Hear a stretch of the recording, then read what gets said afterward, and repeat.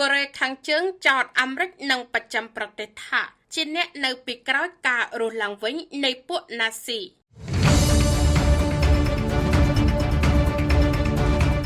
ប្រទេសកូរ៉េខាងជើងនាថ្ងៃច័ន្ទទី22ខែមិថុនាឆ្នាំ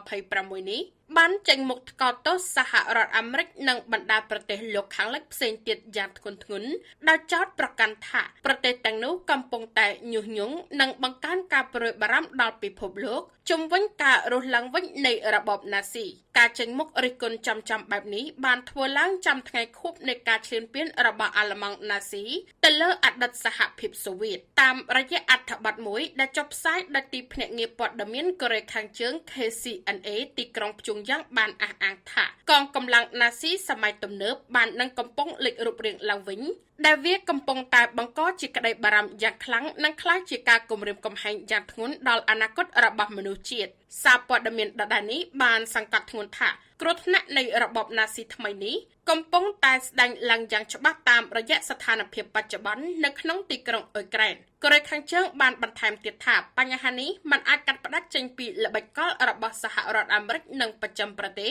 ដែលបាននឹងកំពុងចេញមកការពារក៏ដូចជាគ្រប់គ្រងអ៊ុយក្រែនយ៉ាងងងឹលនៅលើឆាកអន្តរជាតិនៅឡើយជាមួយគ្នានេះដែរទីក្រុងព្យុងយ៉ាងបានបដិញ្ញាចិត្តថាខ្លួននឹងបន្តតទល់និងរារាំងរកការប៉ុនប៉ងរបស់ពួកចក្រពត្តិនិយមក្នុងការរស់ឡើងវិញនៃរបបណាស៊ីដើម្បីការពារអធិបតេយ្យភាពសន្តិសុខនិងយុត្តិធម៌អន្តរជាតិការចេញមកថ្លែងការណ៍រិះគន់ក្នុងន័យឌឺដងបែបនេះត្រូវបានគេមើលឃើញថាជាការប៉ុនប៉ងរបស់កូរ៉េខាងជើងក្នុងការជួយការពារនិងផ្ដល់ភាពស្របច្បាប់ដល់ការឈ្លានពានរបស់រុស្ស៊ីទៅលើអ៊ុយក្រែនព្រមទាំងដើម្បីបង្ហាញពីភាពស្អិតរមួតនិងសាមគ្គីភាពរវាងទីក្រុងព្យុងយ៉ាងនិងទីក្រុងមូស្គូផងដែរគួររំលឹកផងដែរថាអាល្លឺម៉ង់ណាស៊ីបានវាយលុកចូលឈ្លានពានសហភាពសូវៀតកាលពីថ្ងៃទី22ខែមិថុនាឆ្នាំ